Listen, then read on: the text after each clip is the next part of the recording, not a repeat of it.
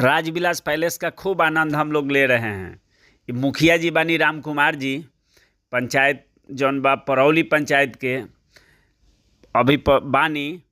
अब भावी विधायक के तैयारी चल रहल बा।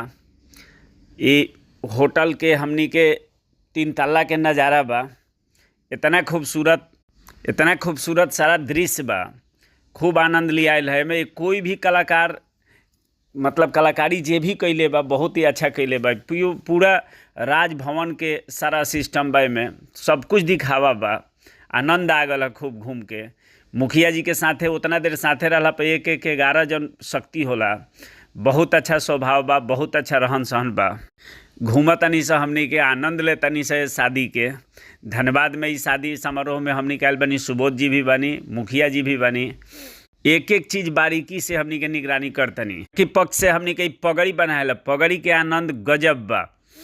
हमनी के भाषा में एकरा के पगड़ी कहनी से। शादी ब्याह में पाग बोलल जाला। ई पान के मसाला बा, पान के लाजवाब बा। यहाँ कलाकार लोग एक से एक आइटम रखल बा। पान खा के मिजाज मस्त हो गल, टनाटन हो गल।